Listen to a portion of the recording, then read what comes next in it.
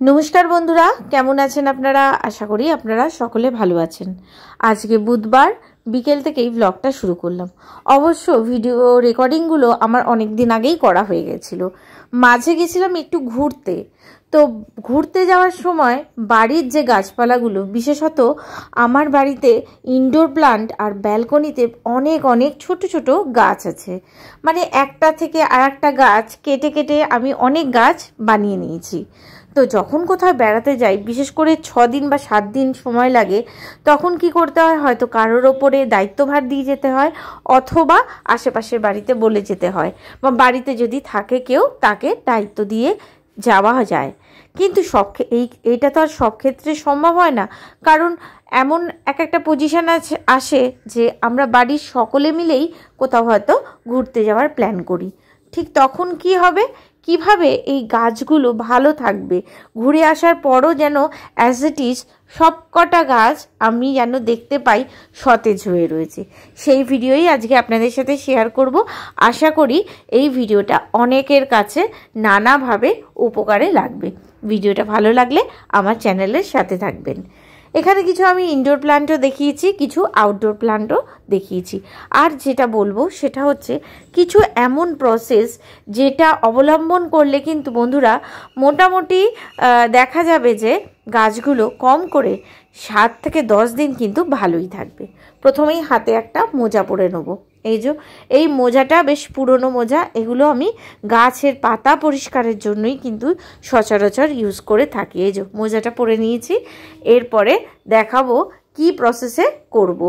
কোনো কিন্তু বিশাল hi fi process এখানে আমি অবলম্বন করিনি। আমি যখনই ঘুরতে যাই না কেন, যখন বাড়িতে সবাই মিলে যাই, তখন এই পদ্ধতি অবলম্বন করে থাকি। প্রথমে যে কাজগুলো করব সেটা হচ্ছে ইনডোর প্লান্টগুলোকে ভালো করে পাতাগুলো ভিজে মোজার সাহায্যে পরিষ্কার করে নেব। এই মোজাটা কিন্তু কোনো ইউজ করা মোজা না, এটা একটা আমি কিনেই রেখেছি গাছের পাতাগুলোকে ভালো করে পরিষ্কার চকচকে করার জন্য। কারণ গাছের পাতাগুলোর ওপরে বিশেষ করে প্রতিদিন যদি আমরা বাড়িতে থাকি তখন তো একটা পরিষ্কার ভালোভাবে করাই যায়, কি বলেন বন্ধুরা? কিন্তু যখনই 5 দিন বা 7 দিন টাইম ডিউরেশন হয়ে যাবে না, তখনই কিন্তু পাতাগুলোর ওপর যতই ঘর দরজা জানলা বন্ধ থাকুক না কেন, একটা ধুলোর আস্তরণ পড়েই যায়, আর সেটাকে গাছকে বাড়তেও দেয় না, আর গাছ কিন্তু মরেও যেতে পারে। সেই কারণে পাতাগুলো আগে ভালো করে, বিশেষ করে ইনডোর যে গাছগুলো আছে বাড়ির ভেতরে, সেগুলো পরিষ্কার করে নিচ্ছি। এক্ষেত্রে বন্ধুরা একটা কথা বলবো, বাড়ির যেদিকে বিশেষ করে পূর্ব দিকের দিকটা সকালবেলায় যদি আলো আসে, যে দিকটা আলো আসে, আপনারা ইনডোর প্ল্যান্টগুলোতে ভালো করে পরিমাণ মতন জল দিয়ে সেই গাছগুলোকে ওই রোদের ছাওয়ায় রেখে দিতে পারেন, ভেতরেই। এই নয় যে বাড়ির বাইরে রাখতে হবে। জানলা থেকে রিফ্লেকশন হয়ে যে সূর্যের আলোটা যখন ঢোকে, কারণ আমরা যখন কোথাও ঘুরতে বা বেড়াতে যাই তখন তো জানলা বন্ধ করেই আমাদের, বা দরজা বন্ধ করেই বেরোতে হয়। জানলার কাঁচ রিফ্লেকশন করে অনেকটা জায়গা হয় না যেখানে এখানে আলোটা একটু পৌঁছায়, সেই জায়গাতে বিশেষ করে ইনডোর প্ল্যান্টগুলো রেখে দিলে তাহলে কিন্তু একটা হালকা আলোও পাবে, আর গাছে জল দেওয়া থাকলে খুব সহজেই 7 থেকে 10 দিন গাছগুলো কিন্তু একদম সতেজ তাজা থাকবে।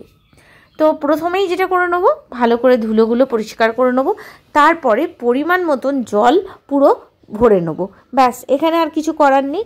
আর একটা জিনিস, আমার যতগুলো ইনডোর প্ল্যান্ট বা আউটডোর প্ল্যান্ট আছে, আমি চেষ্টা করি নিচে কোনো পাত্র দেওয়া, যার জন্য যখনই কোথাও যাই না কেন, সেই পাত্রতে যদি জল স্টোর থাকে না, সেটা থেকেও কিন্তু 4-5 দিন ইজিলি গাছ জল সংগ্রহ করে নিতে পারে। এই তো এখানেও পাতাগুলো, লাকি বাম্বুগুলো দেখুন কতটা বড় হয়েছে। যতদিন জলে রেখেছিলাম না, এতটা বড় হয়নি, কিন্তু যেই মাটিতে পুঁতে দিয়েছি লাকি বাম্বুগুলো যেন বিশাল মাথা চারা দিয়ে বড় হয়ে উঠেছে। আর এবারে চলে এলাম বারান্দার গাছগুলো। এই যে আগে গাছগুলো দেখিয়ে দিচ্ছি। এই গাছগুলোকে এবার কি করব, আমি যেহেতু যেদিন আপনারা বেরোবেন, ধরুন প্ল্যান করলেন সাপোজ সোমবার বেরোবেন, তবে রোববার বিকেলে এই প্রসেসটা আপনাদের করতে হবে। প্রথমে গাছগুলোকে ভালো করে চান করিয়ে দিতে হবে, যেহেতু গরমকাল চলছে। কোনো কার্পণ্য করলে কিন্তু এখানে হবে না। খুব সুন্দর করে একদম প্রতিটা গাছের প্রতিটা পাতা যেন ভালো করে জলে ভিজে যায়, সেদিকে খেয়াল রাখতে হবে। তারপরে পাত্রগুলোতে খুব ভালো করে একদম পরিপূর্ণ করে জল দিয়ে দিতে হবে। ইভেন যে পাত্রগুলো নিচে রয়েছে সেই পাত্রগুলোতেও কিন্তু জল একদম ভরে দিতে হবে, যাতে পরবর্তী 5-6 দিন খুব ইজিলি গাছের শিকড় দিয়ে জলটা পর্যাপ্ত পরিমাণে নিয়ে নিতে পারে। এই যে দেখুন, প্রত্যেকটা নিচের পাত্রেও জল ভরা আর পাত্রগুলোও জল ভরে দিচ্ছি। যেহেতু গরমকাল বা মাঝে মাঝে কালবৈশাখী বা বর্ষা তো আর কিছুদিন পরেই নামবে, সেই জন্য জলের অভাব খুব একটা বিশেষ হবে না। তাও যতটা পরিমাণে করা যায় 6 থেকে 7 দিনের মতন জলের আমি এখানে দিয়ে যাচ্ছি। আর স্টোরগুলোতে, বিশেষ করে স্টোরগুলোতে আপনারা জলটাকে ভরে দেবেন। আবার যদি অনেকে স্টোরেজ বা জায়গা কম থাকে, সেক্ষেত্রে একটা বড় গামলা বা ডেচকি তো সকলের বাড়িতেই থাকে, সেটা ভরে তার মধ্যে গাছের টবগুলো বসিয়ে দিলেও কিন্তু গাছ অনেক দিন পর্যন্ত সতেজ থাকবে। দেখুন, এই গাছগুলোও আমি ধুয়ে দিচ্ছি আর ওই যে একই প্রসেসে এখানে জল দিয়ে দিচ্ছি। এছাড়া কোনো বালতি দিয়ে, বালতির মধ্যে, এই প্রসেসটা আমি করি না, কিন্তু অনেক বন্ধুদের দেখেছি এই প্রসেসটা অবলম্বন করতে। সুতির কাপড় দিয়ে তার মধ্যে যদি জলের বালতির মধ্যে সুতির কাপড়টা দিয়ে টবগুলোর মধ্যে দেওয়া যায় না, সেখানেও মাটি অনেক জল সোক করে। কিন্তু আমি ওই প্রসেসে করি না। আমি দেখেছি দিন 7 মতন এইভাবে যদি গাছে জল দিয়ে যাওয়া যায়, তাহলে কিন্তু গাছগুলো কিন্তু সতেজই থাকে। বিশেষ করে এইবারে তো আমি এইভাবেই করে গেছি। বাড়িতে এসে দেখেছি 5-6 দিন পর একটা গাছও আমার নষ্ট হয়নি। তো গাছে জল দেওয়া প্রায় কমপ্লিট। এখানে ছোট ছোট কিছু পাতাবাহার আছে, সেই পাতাবাহারগুলোকেও আমি খুব ভালো করে এই যে জলের সাহায্যে ধুয়ে দিচ্ছি। আমি যে অনেক বন্ধু আমাকে রিকোয়েস্ট করেছে যে আপনি মাটিতে কি সার দেন বা কিছু, আমি কিন্তু সেইভাবে কোনো মাটিতে সার দিই না। আমি শুধু নিয়ম করে জলটা দিই দুবেলা, আর যেটা করি মাঝে মাঝে মাটিগুলোকে একটু কুপিয়ে দিই। আর একটা কাজ করি, সেটা হচ্ছে অনেক সময় চাল ধোয়া বা ডাল ধোয়া যে জলগুলো থাকে, সেই জলগুলো আমি কিন্তু গাছে দিয়ে দিই। অন্তত সপ্তাহে আমি 4 দিনের মতন চাল ধোয়া জল, মানে ডাল ধোয়া আর সবজি ধোয়া জল দিয়ে দিই। এই তো টবগুলোতে বেশ সুন্দরভাবে জল পরিপূর্ণ হয়ে গেছে। একদম মানে একটা দেখলেই যেন একটা মানসিক শান্তি আমার মধ্যে কাজ করে, এত ভালো লাগে।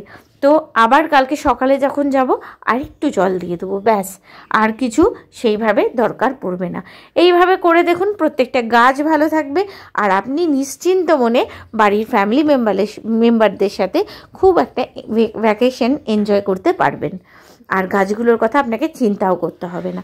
এইভাবে প্রত্যেকটা গাছ দিয়েছি। আর মাটির মধ্যে তো গরমকাল চলছে, জলগুলো পোড়াতে একটা কি সুন্দর সোদা গন্ধ বেরোচ্ছে, ঠিক যেমনটি হয় বর্ষাকালে বেরোয়।